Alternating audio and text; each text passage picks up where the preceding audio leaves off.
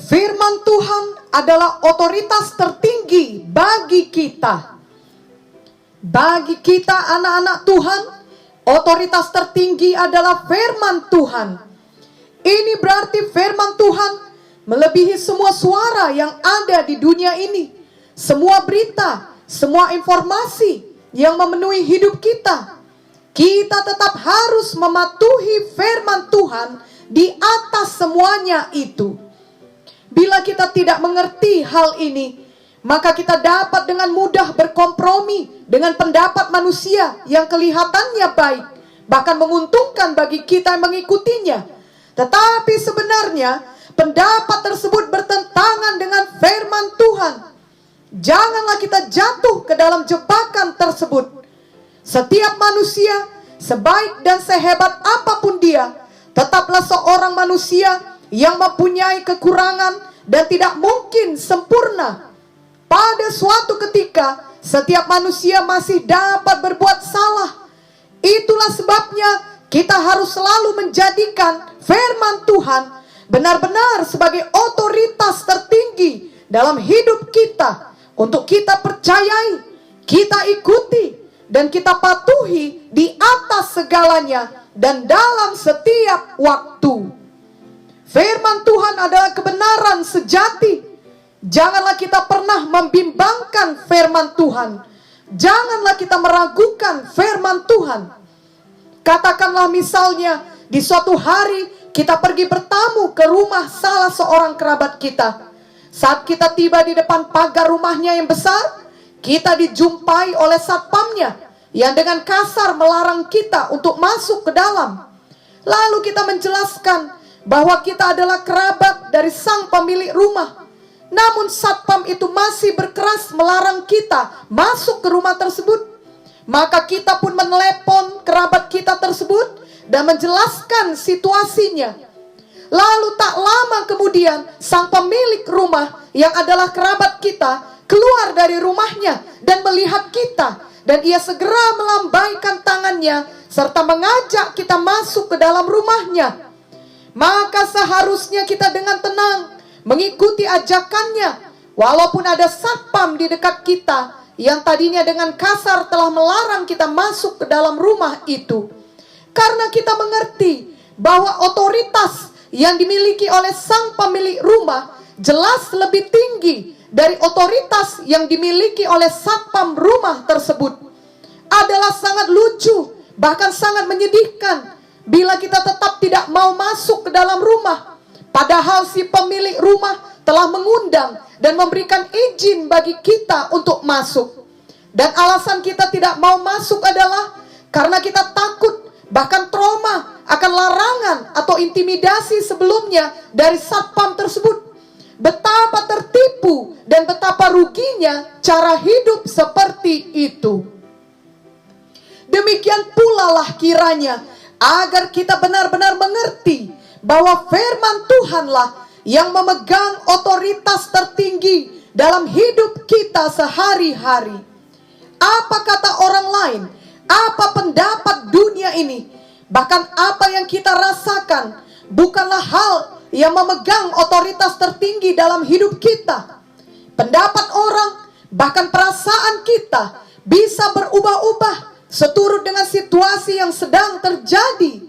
Janganlah kita terintimidasi akan situasi yang terjadi di sekeliling kita, atau kita takut karena sudah begitu banyak suara-suara yang kasar yang telah dilontarkan orang terhadap kita, seperti kisah di atas, di mana kita teringat dan terintimidasi akan suara satpam yang kasar terhadap kita.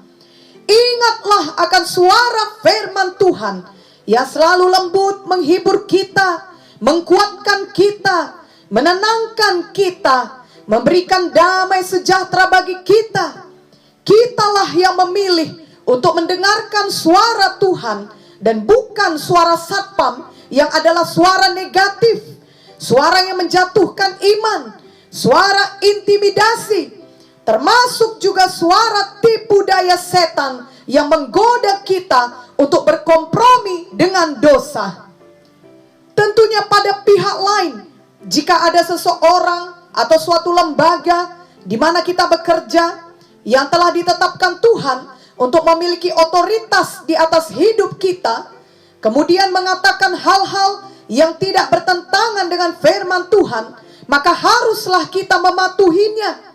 Misalnya di saat pandemi COVID-19 ini, pemerintah Indonesia terus-menerus mengingatkan kita untuk mematuhi protokol kesehatan, yakni untuk memakai masker, untuk menjaga jarak, untuk rajin mencuci tangan dengan sabun dan air yang mengalir. Maka marilah kita ikut mematuhinya. Semua kita mengerti bahwa sebagai anak-anak Tuhan, kita tidak terkecuali ikut terkena dampak dari hal-hal buruk yang terjadi di dunia ini.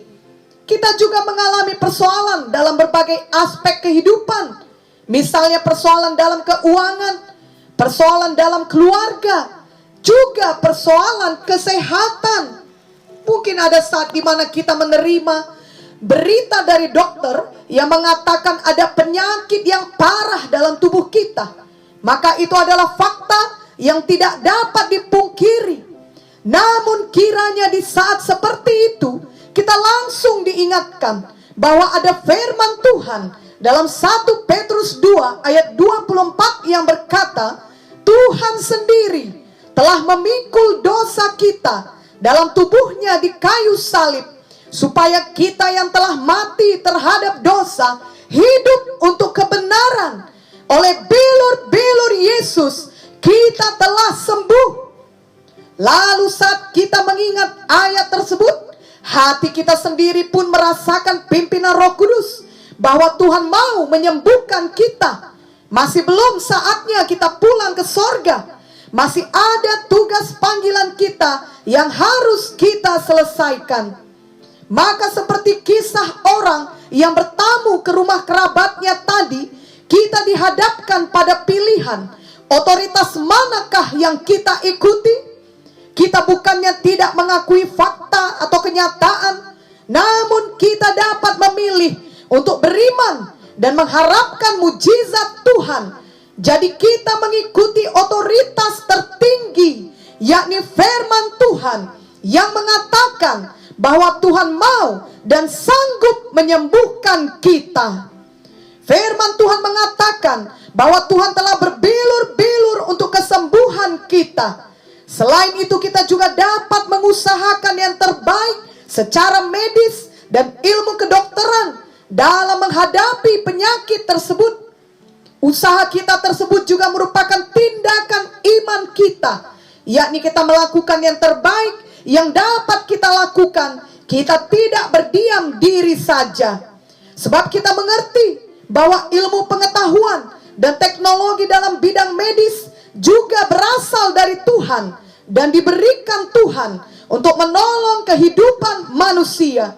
Namun bila semua ilmu dan teknologi itu sudah mencapai batasannya, ingatlah bahwa tetap ada pertolongan dari otoritas tertinggi dalam hidup kita, yakni firman Tuhan yang memiliki kuasa tidak terbatas.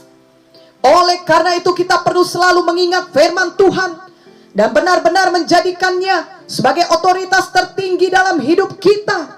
Dan ini bukan hanya ketika kita mengalami penyakit yang parah saja, tetapi dalam seluruh aspek kehidupan kita sehari-hari, termasuk dalam perkara yang kecil dan sederhana sekalipun. Kita hidup berdasarkan firman Tuhan dan mengalami kuasa dari firman Tuhan. Kita menjaga kekudusan kita dan tidak mau dengan sengaja melakukan dosa yang jelas melawan firman Tuhan.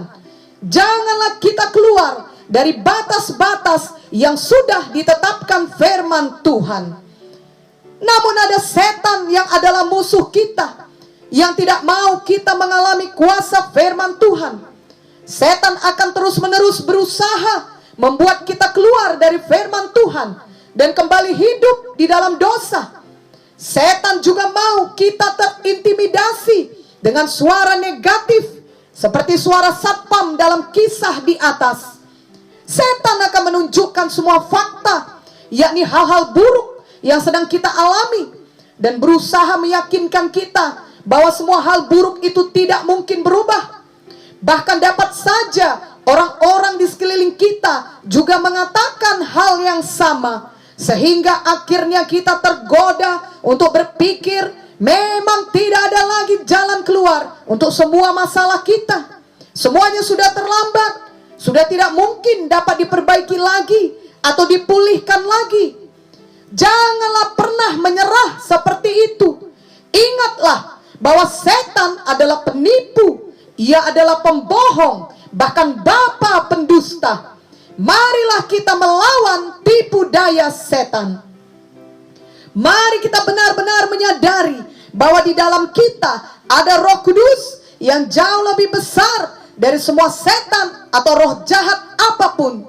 1 Yohanes 4 ayat 4 berkata, kamu berasal dari Allah, anak-anakku, dan kamu telah mengalahkan nabi-nabi palsu itu, sebab roh yang ada di dalam kamu lebih besar daripada roh yang ada di dalam dunia.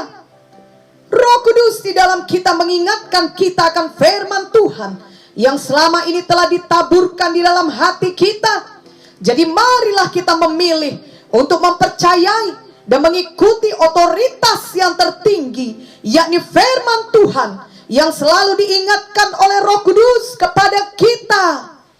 Ketahuilah bahwa untuk setiap permasalahan hidup kita, sebenarnya firman Tuhan sudah memiliki jawabannya. Yang kita perlukan adalah tekun mencari firman Tuhan tersebut, dan kemudian kita benar-benar mempercayainya dan mematuhinya, yakni kita bertindak seturut dengan apa yang dikatakan oleh firman Tuhan itu. Maka firman Tuhan yang adalah kebenaran akan memerdekakan kita.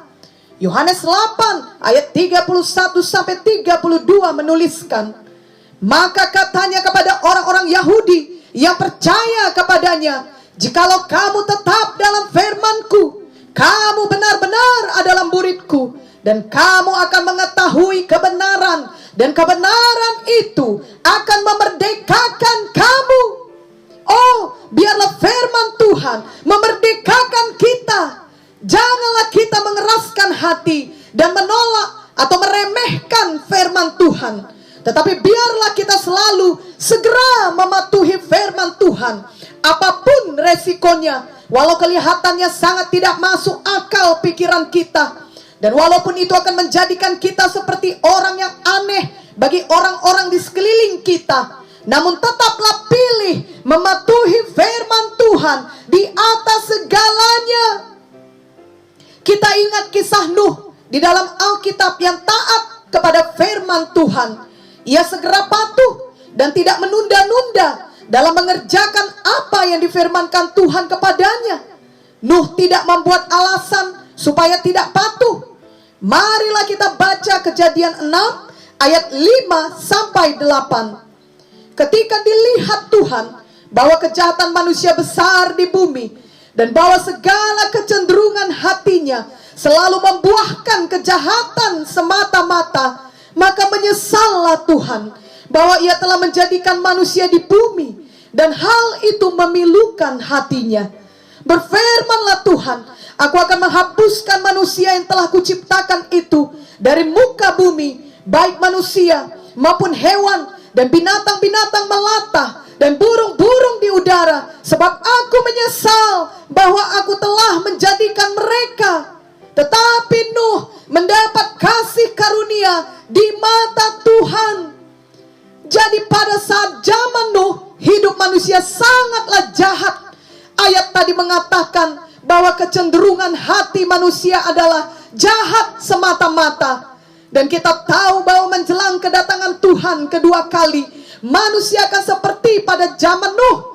Hal ini tertulis dalam Matius 24 ayat 37 sampai 39. Sebab sebagaimana halnya pada zaman Nuh, demikian pula halnya kelak pada kedatangan Anak Manusia.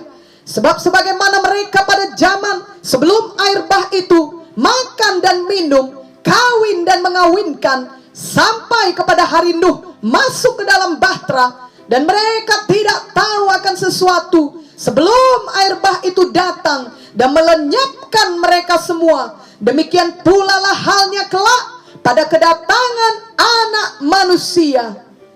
Biarlah kita semua pada saat ini selalu berjaga-jaga dan menanti kedatangan Tuhan dengan sepenuh hati. Jadi janganlah kita menjadi heran bila di saat sekarang ini, walau sudah ada pandemi COVID-19, masih banyak orang yang jahat dan mereka terus berbuat jahat. Kita melihat di berita-berita dalam televisi bahwa begitu banyak pembunuhan dan perampokan yang terjadi setiap hari di berbagai tempat. Mungkin saja keadaan hati mereka sudah menyerupai keadaan manusia seperti pada zaman Nuh. Ingatlah bahwa walaupun orang-orang pada zaman Nuh melihat Nuh membangun bahtera, dan tentunya Nuh memberitakan bahwa akan datang air bah, tetapi mereka tetap berbuat jahat dan tidak mau bertobat. Mereka lebih suka hidup sesuka hati dan melanggar firman Tuhan. Janganlah kita pernah menjadi orang yang seperti itu, yang tidak lagi peduli akan otoritas firman Tuhan. Sebaliknya, marilah kita selalu taat kepada firman Tuhan, kepada otoritas tertinggi dalam hidup kita. Marilah kita sama seperti Nuh, walaupun ia diejek, dan walaupun tentunya ada tantangan baginya untuk mematuhi firman Tuhan, tetapi Nuh memilih untuk tetap taat dan tetap melakukan firman Tuhan. Mari kita baca Kejadian 6 ayat 14 sampai 22. Buatlah bagimu sebuah bahtera dari kayu gofir. Bahtera itu harus kau buat berpetak-petak dan harus kau tutup dengan pakal dari luar dan dari dalam. Beginilah engkau harus membuat bahtera itu. 300 hasta panjangnya, 50 hasta lebarnya, dan 30 hasta tingginya. Buatlah atap pada bahtera itu, dan selesaikanlah bahtera itu sampai sehasta dari atas, dan pasanglah pintunya pada lambungnya. Buatlah bahtera itu bertingkat bawah, tengah, dan atas. Sebab sesungguhnya aku akan mendatangkan air bah meliputi bumi untuk memusnahkan segala yang hidup dan bernyawa di kolong langit. Segala yang ada di bumi akan mati binasa. Tetapi dengan engkau aku akan mengadakan perjanjianku, dan engkau akan masuk ke dalam bahtera itu, engkau bersama-sama dengan anak-anakmu dan istrimu dan istri anak-anakmu. Dan dari segala yang hidup, dari segala makhluk, dari semuanya haruslah engkau bawa satu pasang ke dalam bahtera itu, supaya terpelihara hidupnya bersama-sama dengan engkau. Jantan dan betina harus kau bawa. Dari segala jenis burung dan dari segala jenis hewan, dari segala jenis binatang melata di muka bumi, dari semuanya itu harus datang satu pasang kepadamu, supaya terpelihara hidupnya. Dan engkau bawalah bagimu segala apa yang dapat dimakan. Kumpulkanlah itu padamu untuk menjadi makanan bagimu dan bagi mereka. Lalu Nuh melakukan semuanya itu tepat seperti yang diperintahkan Allah kepadanya. Demikianlah dilakukannya. Tentunya ketika Nuh mulai membangun bahtera itu, pastilah banyak orang yang mengejek Nuh. Mungkin saja mereka berkata, "Hei Nuh, apa yang kau bangun itu? Mana mungkin akan ada air bah? Ayolah Nuh, jangan aneh sendiri. Mari nikmati hidup. Mari bergabung dengan kami." Saat ini pun mungkin ada orang mengejek kita karena kita selalu saja taat kepada firman Tuhan. Gaya hidup kita kelihatan aneh kepada mereka. Mereka tidak suka kepada kita karena kita berbeda dengan mereka. Mereka menjadi tidak nyaman dengan kehadiran kita. Mereka ingin kita berubah menjadi seperti mereka. Mereka tentunya menganggap merekalah yang benar dan yang perlu kita ikuti. Namun karena kita tahu keinginan mereka dan gaya hidup mereka tidaklah seturut dengan firman Tuhan, maka kita tidak mau mengikuti mereka. Lalu karena hal itu, maka mereka akan menjadi lebih tidak senang. Kemudian mereka menyebarkan fitnah dan gosip tentang kita, hanya karena kita tidak mau mengikuti kehendak hati mereka. Namun walaupun hal itu bisa saja terjadi kepada kita, marilah kita tetap menjaga kekudusan dan tetap memilih untuk selalu hidup takut akan Tuhan. Kita tetap menjadikan firman Tuhan otoritas tertinggi dan tidak mau berkompromi dengan dosa. Itulah hal yang benar untuk dilakukan. Itulah yang juga dilakukan Nuh. Nuh dengan setia mematuhi Tuhan, hidup takut akan Tuhan, tidak terikut dengan dosa orang di sekelilingnya. Ia mengerjakan apa yang difirmankan Tuhan kepadanya. Nuh pun akhirnya selesai membangun bahtera itu.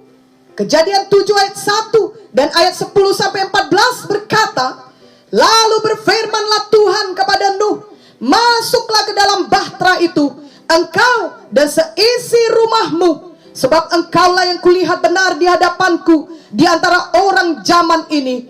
Setelah 7 hari datanglah air bah meliputi bumi. Pada waktu umur Nuh 600 tahun, pada bulan yang kedua, pada hari yang ke-17 bulan itu, pada hari itulah terbelah segala mata air samudra raya yang dahsyat, dan terbukalah tingkap-tingkap di langit, dan turunlah hujan lebat meliputi bumi 40 hari 40 malam lamanya.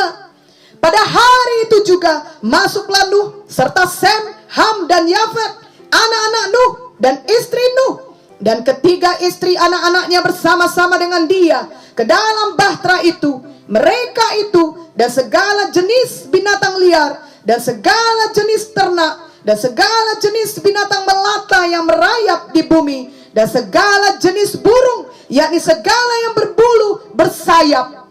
Jadi Tuhan menyuruh Nuh membangun bahtera, dan kemudian memasukkan hewan-hewan ke dalam bahtera. Kelihatannya hal itu sungguh hal yang sulit untuk dilakukan, tetapi Nuh tetap taat. Bahkan untuk membangun bahtera diperlukan waktu dan kerja keras selama kira-kira 100 tahun lamanya. Karena dalam Kejadian 5 ayat 32 kita tahu bahwa umur Nuh adalah 500 tahun sewaktu ia memperanakkan ketiga anaknya Sem, Ham dan Yafet, dan umur Nuh 600 tahun ketika air bah turun. 100 tahun bukanlah waktu yang singkat bagi siapa saja.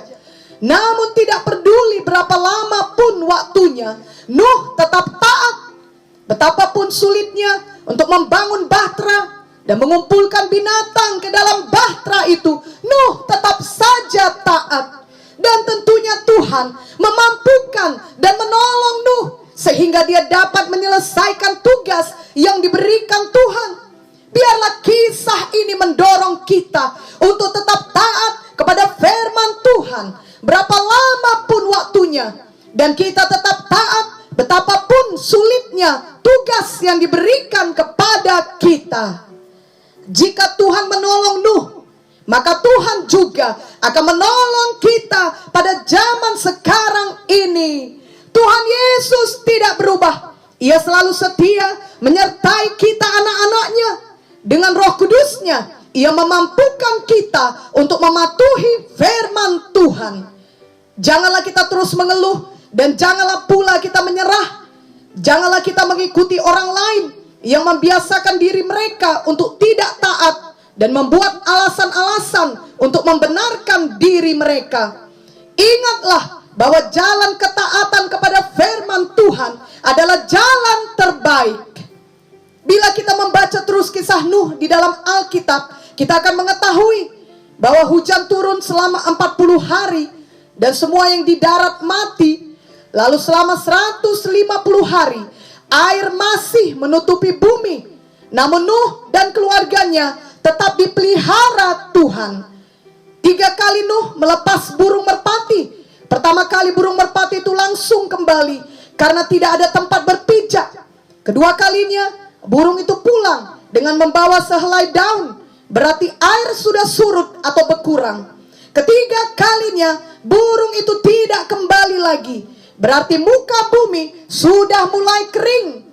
Lalu Nuh dan keluarganya turun dari bahtera dan bersyukur kepada Tuhan. Dan Tuhan memberikan tanda, yakni pelangi, bahwa air bah tidak akan menutupi dan memusnahkan bumi lagi. Karena Nuh taat, ia dan keluarganya semuanya selamat. Sampai hari ini, ketaatan kita kepada firman Tuhan pasti akan memberkati kita. Sebab kita berjalan dalam kehendak Tuhan. Maka itu berarti kita ada dalam bahtera perlindungan Tuhan. Kita aman di dalam tangan Tuhan. Walaupun di luar sana ada air bah ataupun badai yang melanda, namun karena ketaatan kita, kita aman di dalam bahtera ketaatan tersebut. Kiranya kita benar-benar menjadikan firman Tuhan sebagai otoritas tertinggi dalam hidup kita. Yang berarti kita bukan hanya sekedar mengetahui firman Tuhan, tetapi kita terus maju menjadi pelaku firman Tuhan tersebut. Yakobus 1 ayat 22 berkata, tetapi hendaklah kamu menjadi pelaku firman dan bukan hanya pendengar saja. Sebab jika tidak demikian, kamu menipu diri sendiri. Biarlah firman Tuhan benar-benar menjadi otoritas tertinggi bagi kita, yakni yang kita percayai dan yang kita patuhi. Untuk itu kita juga harus membuang semua hal lain yang selama ini kita ikuti, tetapi tidak seturut dengan firman Tuhan. Yakobus 1 ayat 21 berkata, sebab itu buanglah segala sesuatu yang kotor dan kejahatan yang begitu banyak itu, dan terimalah dengan lemah lembut firman yang tertanam di dalam hatimu, yang berkuasa menyelamatkan jiwamu. Tak dapat tiada bila kita menjadikan firman Tuhan sebagai otoritas tertinggi dalam hidup kita, yakni bila kita tekun mempercayai dan mematuhi firman Tuhan, kita pasti akan berbahagia. Yakobus 1 ayat 25 menuliskan, tetapi barang siapa meneliti hukum yang sempurna, yaitu hukum yang memerdekakan orang, dan ia bertekun di dalamnya, jadi bukan hanya mendengar untuk melupakannya, tetapi sungguh-sungguh melakukannya, ia akan berbahagia oleh perbuatannya. Amin.